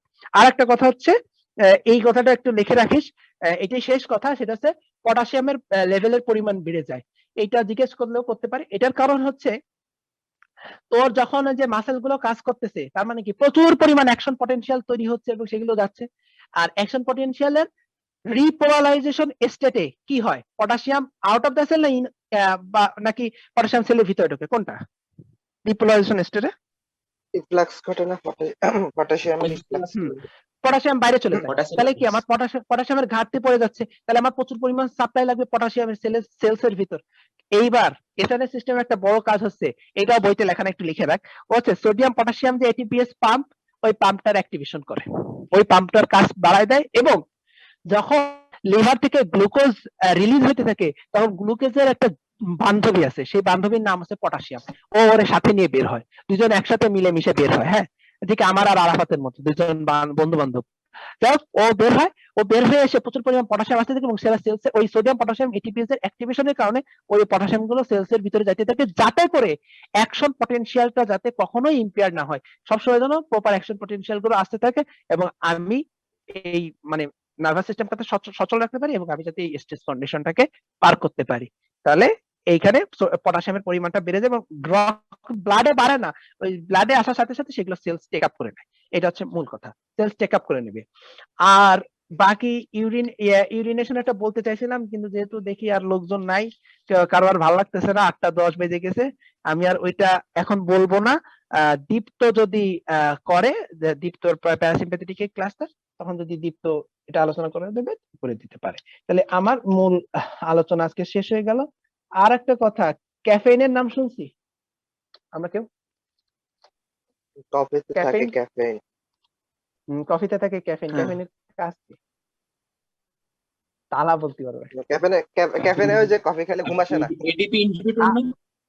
এডিপি হ্যাঁ সাইক্লিন একটা ইনহিবিটর না, যার কারণে হচ্ছে ঘুম হ্যাঁ আসে? হ্যাঁ হ্যাঁ ইয়েস ইয়েস ইয়েস ইয়েস হ্যাঁ হ্যাঁ এটার কারণ হচ্ছে ও হচ্ছে মানে তোমার ওইটা তো কাজ করে না, ও মূলত ওই যে ফসফোডাইএস্টারেজ এনজাইমটা আছে ওইটাকে শাটডাউন করে দেয়, যার ফলে ওই ইয়েটা মানে ক্যাফিনের কারণে এই জিনিসটা একটু থাকে। এবং আরেকটা কথা হচ্ছে ক্যাফিন আবার ইসেরও কাজ আছে, ও কিন্তু ওই ইসের ডায়াবেটিক্স আবার ওই ইসের পরিমাণ বাড়ায় দেয়। হ্যাঁ ক্যাফিনের হচ্ছে এই একটা কাজ আছে, যাই হোক এটা এই Urination মুহূর্তে লাগবে না। ইউরিনেশন হয়, প্রচুর পরিমাণে urination। যাই হোক তাহলে আমি আমার ক্লাস শেষ করলাম, এটা কেউ যদি দেখে নিও, আমার মনে হয় না আমি যেমনি বলছি তাতে মনে করো তোমরা নিজেরা যদি মিলাও তাহলে মোটামুটি রিসেপ্টর গুলো মুখস্থ করা লাগবে না, কোথায় কি রিসেপ্টর আছে নিজেরাই বের করতে পারবা। তাহলে আজকে ক্লাস শেষ করলাম। শেষ করতে পারিস। ধন্যবাদ তোকে অনেক সাহায্য করার জন্য। Bye bye.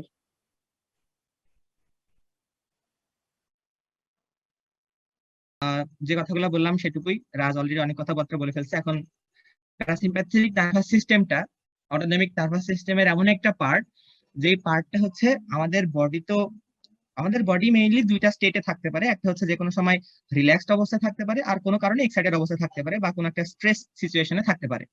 তো যেহেতু সিম্প্যাথেটিক সিস্টেমটা আমাদের স্ট্রেস রিফ্লেক্সের সঙ্গে জড়িত, বা আমাদের বডি যখন স্ট্রেস কন্ডিশনে থাকে সেই ক্ষেত্রে যেহেতু এটা কাজ করে, সুতরাং অবশ্যই অপর পার্টটা প্যারাসিম্প্যাথেটিক পার্টটা আমাদের যখন বডি যখন রিল্যাক্স স্টেটে থাকবে তখন সেটা হচ্ছে অ্যাক্টিভেটেড হবে।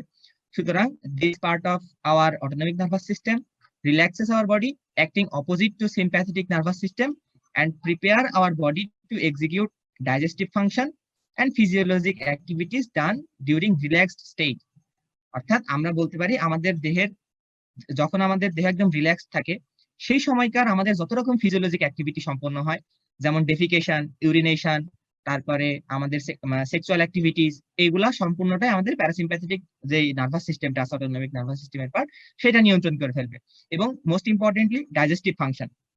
আমরা যখন রাজ বলে ফেলছে যে সিম্প্যাথেটিক যখন সিস্টেমটা যখন আমাদের দেহে বেশি অ্যাক্টিভেটেড থাকে স্ট্রেস কন্ডিশনে, তখন আমরা অবশ্যই মানে আমাদের ফুড যে ডাইজেশন অ্যাবজর্পশনের দিকে আমাদের কখনোই কনসার্ন থাকবে না, কারণ সেই সময়টা আমাদের হচ্ছে স্ট্রেস কন্ডিশনটাতে সার্ভাইভ করার ব্যাপারটা বেশি একটা আমাদের মানে ধর্তব্যের বিষয়। তো আমরা যখন রিল্যাক্স অবস্থায় থাকবো তখনই আমাদের হচ্ছে প্যারাসিম্প্যাথেটিক মানে নার্ভাস সিস্টেমটা ডাইজেস্টিভ ফাংশনটা এক্সিকিউট করবে। তো আরো প্যারাসিম্প্যাথেটিক নার্ভাস সিস্টেমের এই জন্য আমরা যখন বডিতে যখন রিল্যাক্সড স্টেটে থাকি, দেখা যায় আমরা যখন অনেক বেশি পরিশ্রম করি, একটানা অনেকক্ষণ পরিশ্রম করতে পারি না, আবার কিছুক্ষণ রেস্ট নিয়ে আবার একটু পরিশ্রম করতে পারি। তো এই রেস্টিং স্টেটটাতে আমরা পরবর্তীতে কাজ করার যে আমাদের যে এনার্জিটা আবার রিগেইন কেন করতে পারি, কারণ তখন প্যারাসিম্প্যাথেটিক নার্ভাস সিস্টেমটা অ্যাক্টিভেটেড হয়, এবং সেই সময়টা হচ্ছে এনার্জি স্টোরিং এবং কনজারভেশন করে। তো এনার্জি স্টোরেশনের জন্য আমাদের কি দরকার, যেরকম রাজ বলে দিছে যে ওই সময়টা হচ্ছে আমাদের গ্লুকোজটা বেশি বেশি মানে খরচ হবে। তো এই সময়টাতে আমাদের গ্লুকোজ তৈরি হওয়ার জন্য যত রকমের অ্যাক্টিভিটি সেগুলা কাজ করবে।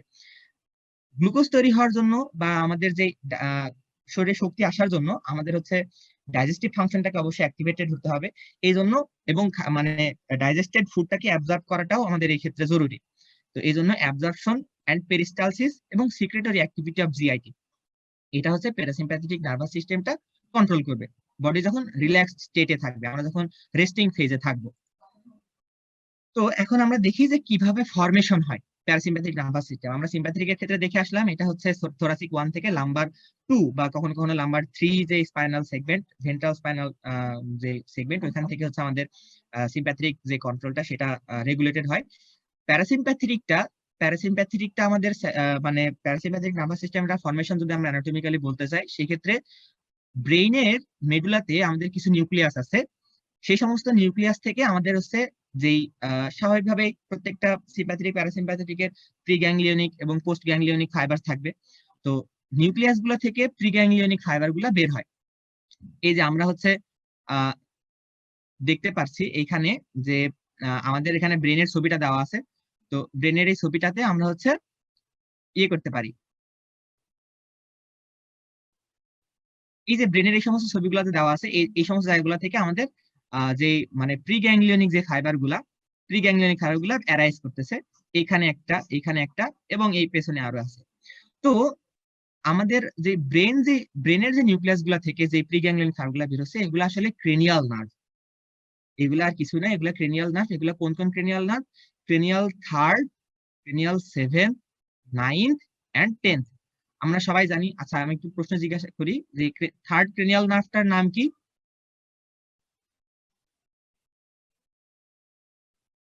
হ্যালো, মনে নাই দীপ্ত, বল। এখন মনে আসতেছে না। অকিউলোমোটর নার্ভ। তারপরে 7th ক্রেনিয়াল নার্ভ হচ্ছে facial nerve, 9th Facial cranial nerve, nerve হচ্ছে গ্লসোফেরেঞ্জিয়াল, আর 10th হচ্ছে Vagus। Vagus nerve. থার্ড যেই নার্ভটা এই যে এখান থেকে বের হইছে, অকুলোমোটর নার্ভ, এটা হচ্ছে আমাদের যে সিলিয়া সিলিয়ারি যে গ্যাংলিয়ন, সিলিয়ারি গ্যাংলিয়নে এটা হচ্ছে আমাদের সিলিয়ারি গ্যাংলিয়ন পর্যন্ত যাবে। সুতরাং আমরা গ্যাংলিয়ন পেয়ে গেলাম। সরি, সুতরাং আমরা এখানে গ্যাংলিয়নটা পেয়ে গেলাম, সিলিয়ারি গ্যাংলিয়ন। তো সিলিয়ারি গ্যাংলিয়ন থেকে এই যে ব্রেন থেকে অ্যারাইজ করলো, এই পর্যন্তটা কি হবে? এই পর্যন্তটা হবে হচ্ছে প্রিসিন্যাপটিক ফাইবার বা প্রিসিন্যাপটিক নিউরন, প্রিগ্যাংলিয়নিক ফাইবার।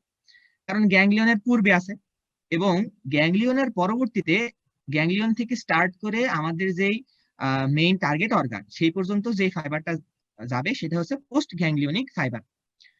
তো রাজের কথাবার্তার মধ্যে বেশিরভাগ কি মানে অনেকটাই ক্লিয়ার হয়ে গেছে প্রি গ্যাংলিয়নিক ফাইবার মায়োলিনেটেড না নন মায়োলিনেটেড, পোস্ট গ্যাংলিয়নিক ফাইবারটা কিরকম।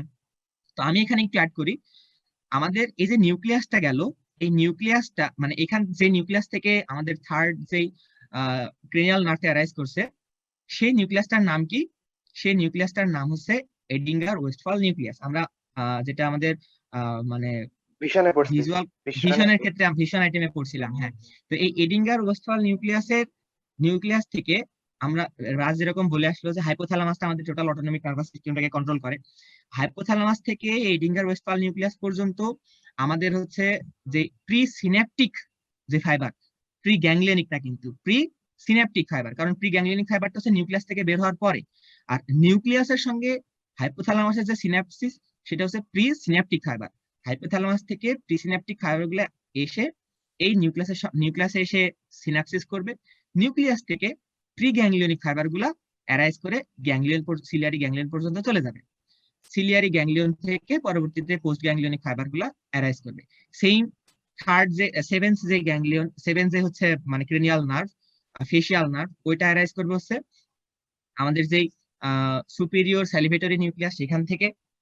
নাইন্থ যে হচ্ছে ক্রেনিয়াল নার্ভ, গ্লসোফেরেঞ্জিয়াল নার্ভ, সেটা হচ্ছে অ্যারাইজ করবে ইনফেরিয়র স্যালিভেটরি নিউক্লিয়াস থেকে। আর 10th যেই ক্রেনিয়াল নার্ভ, ভ্যাগাস নার্ভ, সেটা ডরসাল নিউক্লিয়াস থেকে অ্যারাইজ করবে। মোটামুটি এইগুলা হচ্ছে আমাদের পরবর্তী আমি একটা সক অ্যাড করছি, সেই সকটা হচ্ছে এইটা। এই যে সকে আমি মোটামুটি দেখাই ফেলছি যে কোন কোন নার্ভগুলা কোন কোন নিউক্লিয়াস থেকে এবং কোন কোন গ্যাংলিয়াতে মানে যায় আর কি। তো এখানে আমি মোটামুটি দেখাই দিছি যে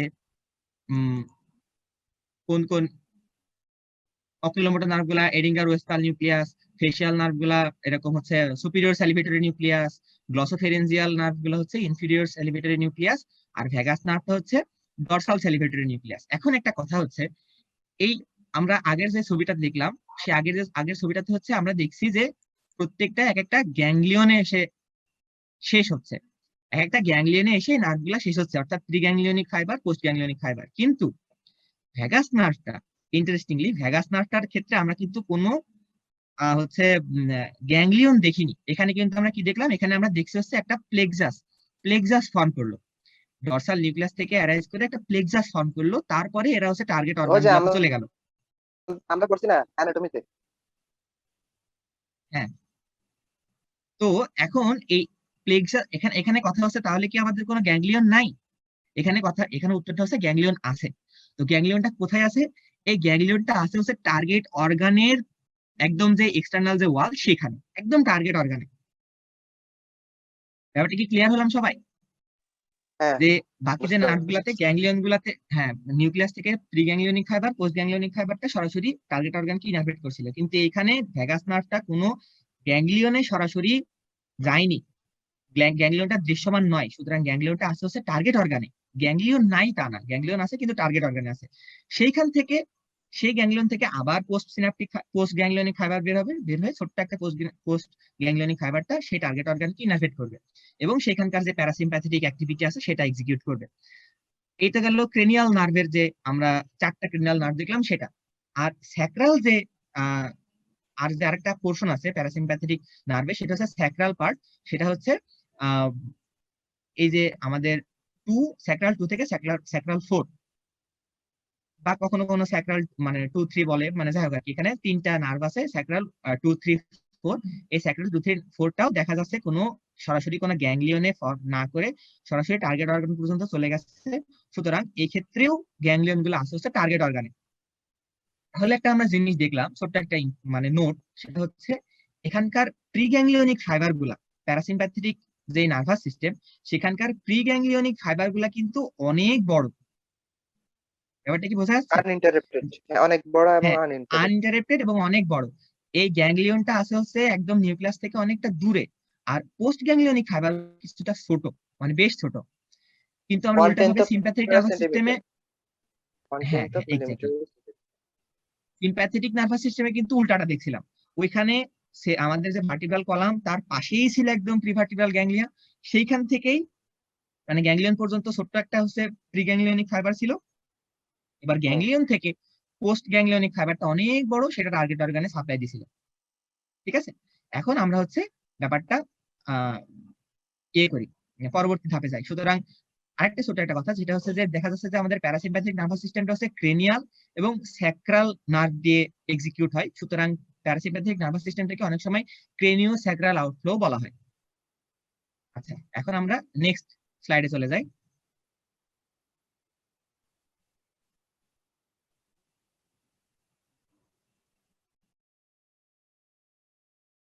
আচ্ছা, নেক্সট ইয়েতে তো এখন প্যারাসিম্প্যাথিক নার্ভাস সিস্টেমের নিউরোট্রান্সমিটার। প্যারাসিম্প্যাথিক নার্ভাস সিস্টেমের নিউরোট্রান্সমিটারটা কি? যেহেতু সিম্প্যাথেটিক নার্ভাস সিস্টেমে আমরা দেখে আসছি যে ওইটা ছিল হচ্ছে মেইনলি প্রিসিনাপটিক প্রি গ্যাংলিয়নিক যে সমস্ত ফাইবার গুলা ছিল, প্রি গ্যাংলিয়নিক ফাইবার, সেইখানে ছিল হচ্ছে অ্যাসিটাইল কোলিন। আর পোস্ট গ্যাংলিয়নিক ফাইবার গুলাতে ছিল এপিনেফ্রিন, নরএপিনেফ্রিন, খুবই রেয়ার ক্ষেত্রে যেরকম সোয়েট গ্ল্যান্ড সেই ক্ষেত্রে অ্যাসিটাইল কোলিন। মজার ব্যাপার হচ্ছে প্যারাসিম্প্যাথিক নার্ভাস সিস্টেমের পোস্ট গ্যাংলিয়নিক এবং প্রি গ্যাংলিয়নিক দুইটা ক্ষেত্রেই আমাদের নিউরোট্রান্সমিটার হচ্ছে অ্যাসিটাইল কোলিন। সুতরাং অ্যাসিটাইল কোলিনটা হচ্ছে প্যারাসিম্প্যাথিক নার্ভাস সিস্টেমের একেবারে ইউনিক ফিচার। অ্যাসিটাইল কোলিন সব জায়গায় থাকবে প্যারাসিম্প্যাথেটিকের। সুতরাং অ্যাসিটাইল কোলিনটাকে বলা হয় neurotransmitter of parasympathetic nervous system. এবং এখানকার যে রিসেপ্টর গুলো থাকবে, একটা সহজ জিনিস, যেহেতু এখানকার সমস্ত নিউরোট্রান্সমিটার হচ্ছে অ্যাসিটাইল কোলিন, সুতরাং এখানকার সবগুলা রিসেপ্টরের নাম হবে কোলিনোসেপ্টর। Acetyl কোলিনের choline, কোলিনো রিসেপ্টরের সেপ্টর, কোলিনোসেপ্টর। তো এখন কোলিনোসেপ্টর গুলো হচ্ছে প্যারাসিম্প্যাথিক নার্ভাস সিস্টেমের রিসেপ্টর। এটা হচ্ছে দুই রকমের, একটা হচ্ছে মুস্কারিনিক রিসেপ্টর আর একটা হচ্ছে নিকোটিনিক রিসেপ্টর। তো এই মুস্কারিনিক রিসেপ্টরটা হচ্ছে আমাদের প্রায় সব বেশিরভাগ জায়গা জুড়ে থাকে। মুস্কারিনিক রিসেপ্টরটা হচ্ছে প্রায় সব জায়গা জুড়েই থাকে। এটা হচ্ছে জি প্রোটিন যে সিগন্যালিং মেকানিজম আছে, জি প্রোটিন সিগন্যালিং মেকানিজম। আমরা হচ্ছে ওই যে মানে এন্ডোক্রাইন সিস্টেম পড়ার সময় আমরা দেখে আসছিলাম যে বিভিন্ন সিস্টেমের আমরা মানে হরমোন গুলা বিভিন্ন ভাবে কাজ করে, বিভিন্ন রিসেপ্টর সিস্টেমের মাধ্যমে কাজ করে। কোনোটা আমাদের কোষের সেকেন্ডারি মেসেঞ্জার সিস্টেমের মাধ্যমে কাজ করে, কোনোটা জি প্রোটিন রিসেপ্টরের মাধ্যমে কাজ করে, কোনোটা লাইগ্যান্ড গেটেড চ্যানেলের মাধ্যমে কাজ করে, ইত্যাদি ইত্যাদি। তো এখানকার মুস্কারিনিক রিসেপ্টরটা কিরকম? জি প্রোটিন রিসেপ্টর। এটা হচ্ছে জি প্রোটিন সিগন্যালিং মেকানিজমের মাধ্যমে কাজ করবে। এটা প্রায় দেহের সমস্ত ইফেক্টর অর্গানে পাওয়া যায়, প্রায় সমস্ত ইফেক্টর অর্গানে এটা পাওয়া যায়। এটা হচ্ছে প্যারাসিম্প্যাথিক নার্ভাস সিস্টেমের মানে রিসেপ্টর। তারপরে যে রিসেপ্টরটা আছে সেটা হচ্ছে নিকোটিনিক রিসেপ্টর। আমরা জানি নিকোটিন হচ্ছে, আমরা টোবাকো থেকে নিকোটিন যে পাই, সেই নিকোটিনিক রিসেপ্টরটা হচ্ছে আমাদের কি করে? নিকোটিনিক রিসেপ্টরটা হচ্ছে আমাদের দেহকে মানে আমাদের যে হচ্ছে নিকোটিনিক রিসেপ্টরটা আছে সেখানে তার সঙ্গে অ্যাটাচ করে আমাদের যে সেলের যে মানে প্যারাসিম্প্যাথিক অ্যাক্টিভিটি সেগুলাকে এক্সিকিউট করে। তো এখন এই মুস্কারিনিক রিসেপ্টরটা কোত্থেকে নামকরণ আসছে? নামকরণটা আসছে হচ্ছে টোডস্টুল, যে টোডস্টুল মানে ব্যাঙের ছাতা, মাস্কারিনিক। এটা হচ্ছে এই যে ব্যাঙের ছাতা থেকে এক ধরনের পয়জন মানে পাওয়া যায়, যে সমস্ত বিষাক্ত ব্যাঙের ছাতা আছে সেইগুলা থেকে যে পয়জন গুলা বের হয়, সেই পয়জন গুলাই মাস্কারিনিক রিসেপ্টরটাকে মানে হচ্ছে অ্যাক্টিভেটেড করতে পারে। আর নিকোটিনিক রিসেপ্টরটা কেন এর নাম নিকোটিনিক রিসেপ্টর হয়েছে, ওই যে টোবাকো থেকে যে আমরা নিকোটিন পাই, সেই নিকোটিনটা যদি হচ্ছে এই মানে রিসেপ্টরের সঙ্গে মানে ইয়ে করে, তখন সেটা হচ্ছে মানে অ্যাক্টিভেটেড হয়ে যায়। এটা হচ্ছে আমাদের নামকরণের ইতিহাস। তো আর নিকোটিনিক রিসেপ্টরটা আমরা অ্যাসিটাইলকোলিন দুটোটাকে অ্যাক্টিভেট করে, হ্যাঁ অ্যাসিটাইলকোলিন দুটোকে অ্যাসিটাইলকোলিন অ্যাক্টিভেট করে। দুইটা একই। কারণ যেহেতু আমরা অ্যাসিটাইলকোলিনটা কি দেখছি যে প্যারাসিম্প্যাথেটিক এর মেইন মানে প্রধান এবং একমাত্র বলা চলে নিউরোট্রান্সমিটার, সুতরাং মাসকারিনিক আর নিকোটিনিক দুইটাতেই তো এটা অ্যাক্টিভেট করবে, এটা স্বাভাবিক। তো এখন যেহেতু বললাম মানে মাসকারিনিক প্রায় সব জায়গাতেই থাকে, এখন নিকোটিনিকটা কই কই থাকে? নিকোটিনিকের আবার দুই রকমের আছে, এনএম। এনএমটা হচ্ছে মাসল থেকে আসছে। তো মাসল থেকে আসছে বলে নিউরোমাসকুলার জাংশন যেগুলাতে, মানে স্কেলিটাল মাসেলে যে সমস্ত নিউরোমাসকুলার জাংশন আছে সেই সমস্ত জায়গাগুলোতে এই নিকোটিনিক রিসেপ্টর গুলো থাকে। আর যে সমস্ত এন গুলো আছে, এন মানে হচ্ছে নিউরন থেকে আসে স্বাভাবিকভাবেই। সুতরাং পোস্ট গ্যাংলিওনিক অটোনমিক নিউরন যেগুলা সিএনএস এর, সেই সমস্ত জায়গাগুলোতে থাকবে হচ্ছে এই এন টাইপ নিকোটিনিক রিসেপ্টর গুলা। তো এই গেল মোটামুটি আমাদের রিসেপ্টরের কাজ কাম। এখন হচ্ছে আমরা চলে যাব হচ্ছে আমাদের প্যারাসিম্প্যাথেটিক সিস্টেমের কিছু হচ্ছে মানে একটা স্পেশাল ব্যাপার হলো, যেরকম মানে ইয়েতে বললো রাজ যেরকম বললো যে সিম্প্যাথেটিকটা হচ্ছে ডিফিউজড, ওর কাজটা অনেক ব্রড, টোটাল বডিতে ও একই সঙ্গে কাজ করতে পারে। এটাকে বলা হয় হচ্ছে অ্যালার্ম স্ট্রেস টাইপের, মানে অ্যালার্ম সিস্টেম টাইপের আর কি, বডির অ্যালার্ম সিস্টেম। যে যখন সিম্প্যাথেটিক নার্ভাস সিস্টেম যখন অ্যাক্টিভেটেড হবে তখন হোল বডি একসঙ্গে রেসপন্স করবে, ঠিক না? এটাকে বলা হয় অ্যালার্ম রেসপন্স বা স্ট্রেস রেসপন্স। কিন্তু সিম্প্যাথেটিক নার্ভাস সিস্টেমটা যেহেতু রিল্যাক্সড স্টেটে, সুতরাং যখন আমাদের বডি যখন ফুল অ্যাক্টিভেটেড থাকবে, সম্পূর্ণ বডি যখন অ্যাক্টিভেট থাকবে, তখন নিশ্চয়ই আমরা রিল্যাক্সড বোধ করব না। তো আমাদের বডির খুবই সামান্য এবং ডেফিনিট কিছু জায়গাতে, স্পেসিফিক জায়গাতে যখন মানে এই প্যারাসিম্প্যাথেটিক সিস্টেমটা বডির একদম ডেফিনিট জায়গাগুলোতে কাজ করবে। সিম্প্যাথেটিক নার্ভাস সিস্টেমে কিন্তু আমরা এরকম দেখিনি, তাই না? এর জন্য আমি লিখছি যে parasympathetic system causes specific and localised response. একদম স্পেসিফিক এবং খুবই সামান্য জায়গা জুড়ে এটার কাজ থাকবে, কন্ট্রারি টু দা সেন্টার মানে সিম্প্যাথেটিক নার্ভাস সিস্টেম, যেখানে কিনা সিম্প্যাথেটিক নার্ভাস সিস্টেম মাস ডিসচার্জ করে এবং অ্যালার্ম অর স্ট্রেস রেসপন্স করে। ব্যাপারটাকে বোঝাতে পারলাম? হ্যাঁ, বুঝে গেছে। ওকে, থ্যাংক ইউ। এবার আমরা হচ্ছে চলে যাই, এই যে আমরা যে ইয়েটা দেখছি, এই ফরমেশনটা দেখছি, আগের যে স্লাইডে আমরা যে ফরমেশনটা দেখছি এবং সাপ্লাইটা দেখছি, এইখান থেকে এবার আমরা হচ্ছে মেইনলি আমরা মোটামুটি কাজটা দেখলেই মোটামুটি হয়ে যাবে প্যারাসিম্প্যাথেটিক নার্ভাস সিস্টেমের যে ফাংশন। এক কথায় বলতে গেলে প্যারাসিম্প্যাথেটিক নার্ভাস সিস্টেমের কাজ সিম্প্যাথেটিক নার্ভাস সিস্টেমের উল্টা। যেহেতু রাজ সিম্প্যাথেটিক নার্ভাস সিস্টেমে সবটাই বলে দিছে, প্যারাসিম্প্যাথেটিক নার্ভাস সিস্টেমে আর বলার কিছুই নাই, শুধু আমি মানে কাজগুলোর বিপরীত কাজটা বলে যাব, তাহলেই শেষ। তো আমরা যদি এইখানে আমরা দুইটাই মানে আমি স্লাইডে অ্যাড করছি যে ইয়ে থেকে সিম্প্যাথেটিকের কাজটা, প্যারাসিম্প্যাথেটিকের কাজটা আমরা রাজের ইয়ে থেকে পাইছিলাম, স্লাইড থেকে পাইছিলাম হচ্ছে যে এটা হচ্ছে কি করে আই এর ক্ষেত্রে পিউপিলকে কি করে, সিম্প্যাথেটিক নার্ভাস সিস্টেমে আই সিম্প্যাথেটিক এর কাজ কি, আই পিউপিলকে এর উপরে কাজ কি? ডায়ালেটস ডায়ালেট করে, করে। ভেরি গুড, ডায়ালেট করে। আর প্যারাসিম্প্যাথেটিকে কি করবে, সেম একই ভাবে মানে কনস্ট্রিক্ট করবে। পিপলকে কনস্ট্রিক্ট করলে কি হবে, আমরা যখন ঘুমাই রিল্যাক্স স্টেটে আমাদের ঘুম আসে বা আমরা বিশ্রাম করলে আমাদের তো ব্রড ভিশনের বা কোনো ওয়াইড ভিশনের দরকার নাই। নিয়ার আমরা ভিশনের, আমাদের হ্যাঁ নিয়ার ভিশন দরকার। হ্যাঁ আমরা যদি চোখ খোলা রাখিও, আমরা তো খুব একটা বেশি হুম। চোখের কাজ করবো না, কারণ তখন আমাদের যদি চোখ অ্যাক্টিভ থাকে বা খুব একটা বেশি আমরা স্ট্রেসড অবস্থা থাকি, তখনই আমাদের বেশি ভিশনের প্রয়োজন হয়। যখন আমরা রিল্যাক্সড স্টেটে থাকবো, আশপাশের সবকিছু খুব অনুকূলে আছে, খুব মানে শান্ত স্নিগ্ধ শীতল একটা পরিবেশ, তো তখন আমরা প্যারাসিম্প্যাথেটিকটা অ্যাক্টিভেটেড হবে, সুতরাং এখানে পিউপিলটা খুব বেশি ডাইলেট হওয়ার কোনো প্রয়োজন নাই, সুতরাং এটা কনস্ট্রিক্ট করবে। এখন স্যালাইভা প্রোডাকশন, আমরা যখন ভয় পাই তখন আমাদের মুখ শুকায় যায় না? আমরা যখন ভয় পাই বা যখন খুব গলা আটকে যায়, দৌড়াই মানে মুখ হ্যাঁ, শুকায় যায়, মুখ তার শুকায় মানে কি যায়। স্যালাইভা প্রোডাকশন বন্ধ হয়ে যাচ্ছে, ইনহিবিশন হচ্ছে। তো আমরা হচ্ছে স্যালাইভা প্রোডাকশন যেহেতু ইনহিবিশন হচ্ছে, সুতরাং এটা সিম্প্যাথেটিকের কাজ। আর প্যারাসিম্প্যাথেটিকের কাজ হচ্ছে ইনক্রিজ স্যালাইভা প্রোডাকশন, অর্থাৎ যখন আমাদের রিল্যাক্স স্টেটে আছে, সামনে খাবার আছে, আমাদের ক্ষুধা লাগবে, তখন আমাদের স্যালাইভা প্রোডাকশনটা বাড়বে। তারপরে আমরা কি দেখবো, তারপরে হচ্ছে আমরা দেখবো হচ্ছে লাং এর ক্ষেত্রে কাজ দেখবো। লাং এর ক্ষেত্রে কি, আমরা সিম্প্যাথেটিকের কাজে দেখছিলাম আমরা যখন অনেক বেশি বেশি যখন আমরা স্ট্রেস কন্ডিশনে থাকবো, আমাদের অনেক বেশি নিঃশ্বাস নেওয়ার প্রয়োজন হবে, অনেক বেশি মানে অক্সিজেন কার্বন ডাইঅক্সাইড আমাদের দেহে মানে ডিফিউশনের প্রয়োজন হবে।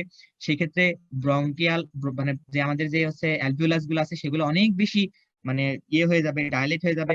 তখন আমাদের দেহে অনেক বেশি হাইপারভেন্টিলেশন হবে। Hyper ventilation, exactly hyper ventilation হবে, তখন আমাদের ব্রঙ্কিয়াল মানে যে ইয়েটা হলো সেটা হচ্ছে ডায়ালেট হবে। কিন্তু যখন আমরা রিল্যাক্স স্টেটে থাকবো তখন তো আমরা ছোট ছোট নিঃশ্বাস নিব, খুব একটা ডিপ মানে যে আমাদের ইয়েটা হবে আমাদের হচ্ছে মানে ডিপ যেই নিঃশ্বাসটা মানে ভেন্টিলেশনটা, ডিপ ভেন্টিলেশন তো আমাদের কোনো প্রয়োজন নাই, তখন আমাদের বডিতে তো খুব বেশি অক্সিজেন দরকার হচ্ছে না, এই জন্য আমাদের ব্রঙ্কিয়ালটা কনস্ট্রিক্ট হবে। আর একই সঙ্গে হার্ট রেটের কি হবে, হার্ট রেটটা হচ্ছে আমাদের যেহেতু যখন আমরা ভয় পাই তখন আমাদের অনেক বেশি বুক ধড়ফড় করে, সুতরাং হার্ট রেটটা বাড়বে। এখন একটা ইন্টারেস্টিং ইনফরমেশন আমার বলে দিতে চাই, সবাই মানে যারা শুনছে তারা লিখে নিতে পারো যে সিম্প্যাথেটিকটা রাজ বলে গেছে 4টা জায়গাতে ইনারভেট করে বা এর সাপ্লাইটা হচ্ছে 4 ভাবে হতে পারে, হার্টের উপর অ্যাক্টিভিটিটা 4 ভাবে হতে পারে।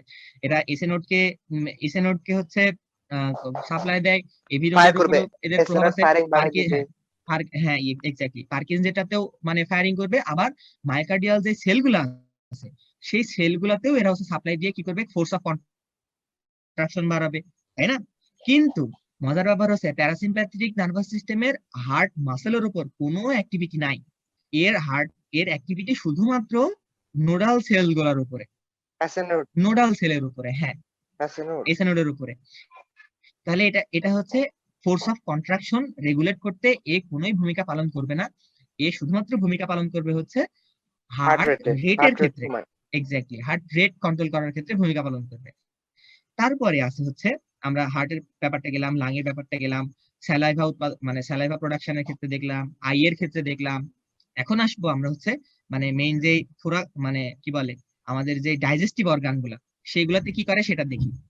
যেহেতু আমরা স্ট্রেস কন্ডিশনে থাকি, যখন আমাদের কুকুর তাড়া করে তখন তো আমাদের সামনে যদি কোনো ওই যে আমরা মানে আহ উদ্ভিদ বিজ্ঞান বইয়ে 12 নম্বর অধ্যায়ে আমরা পড়ছিলাম যে হচ্ছে যখন মানে কোনো ইয়েতে ভয়, আমরা যখন রিফ্লেক্স পড়ছিলাম তখন আমরা দেখছিলাম যে আমাদের সামনে আমরা যখন অনেক ভয়ের অবস্থায় থাকি তখন আমাদের লালাক্ষরণ যেহেতু কমে যায়, আমাদের সামনে লোভনীয় খাবার থাকুক না কেন, আমাদের পেটে যতই ক্ষুধা থাকুক না কেন, আমাদের সামনে যদি একটা বাঘ থাকে আমরা কিন্তু তখন খেতে বসতে পারবো না, ব্যাপারটা তাই না? এই জন্য আমাদের তখন ডাইজেস্টিভ অর্গান গুলো নিষ্ক্রিয় থাকে, এখানে কোনো অ্যাক্টিভিটি থাকে না। কিন্তু প্যারাসিম্প্যাথেটিকটা যখন অ্যাক্টিভেটেড হয়, আমরা যখন রিল্যাক্স স্টেটে থাকি তখন আমাদের ডাইজেস্টিভ অর্গান গুলা অ্যাক্টিভেটেড হবে, এখানকার সিক্রেশন বাড়বে, এখানকার মোটালিটি বাড়বে, মোটালিটি মানে হচ্ছে এর মানে যে কার্যক্ষমতা আর কি, সজীবতা সেটা বেড়ে যাবে, সিক্রেশন বাড়বে, পেরিস্টালসিস বাড়বে, সবগুলো হবে হচ্ছে প্যারাসিম্প্যাথেটিক এর ক্ষেত্রে। ব্যাপারটা বোঝা এই গেল? কারণে প্যারাসিম্প্যাথেটিক কে বলা হয় হচ্ছে গিয়ে rest and rest digest and digest না, হ্যাঁ সিস্টেম। এক্স্যাক্টলি। তো এই হলো মোটামুটি আমাদের প্যারাসিম্প্যাথেটিকটার অ্যাক্টিভিটি ডাইজেস্টিভ সিস্টেমের উপরে। সুতরাং ডাইজেস্টিভ সিস্টেমের উপরে এটা সম্পূর্ণটা প্যারাসিম্প্যাথেটিক অ্যাক্টিভিটিটা রেগুলেট করবে, এখানকার সমস্ত সিক্রেশন বাড়াবে, এর হচ্ছে ইয়েটা বাড়াবে মানে অ্যাবজর্পশন বাড়াবে, মোটালিটি বাড়াবে, পেরিস্টালসিস বাড়াবে, সবকিছুই করবে। এই ডাইজেস্টিভ অর্গান বলতে আমি কিন্তু একদম ইসোফ্যাগাস, আমাদের মানে স্টমাক, আমাদের large stomach, intestine, small intestine সবই বলছি, স্মল ইন্টেস্টাইন। ঠিক- হুম, সব ঠিক আছে না? তো এই গেল মোটামুটি হুম। অবস্থা। এখন আমাদের লিভারের উপর কাজটা দেখি। আচ্ছা লিভারের কাজের উপরে একটু সাব ডিভিশনে আসি। আমাদের গল ব্লাডার লিভারের কাছাকাছি একটা ছোট্ট একটা অর্গান, সেটা হচ্ছে গল ব্লাডার।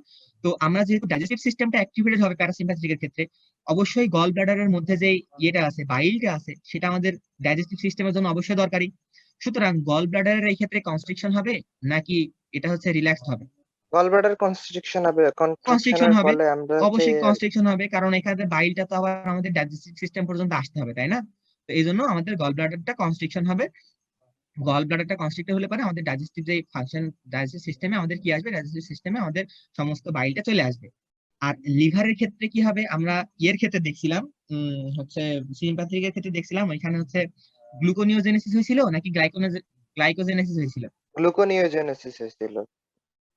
এবং গ্লাইকোজেনোলাইসিস হয়েছিল, ব্যাপারটা তাই না? কারণ হ্যাঁ, যেভাবেই হোক, গ্লাইকোজেনোলাইসিস এবং গ্লুকোনিওজেনেসিস হ্যাঁ কিন্তু দুটাই এখানে হয়েছে। প্যারাসিম্প্যাথেটিক ক্ষেত্রে উল্টা হবে, যেহেতু আমরা রিল্যাক্স স্টেটে আছি, আমাদের শরীরে গ্লুকোজের আহামরি কোনো দরকার হচ্ছে না।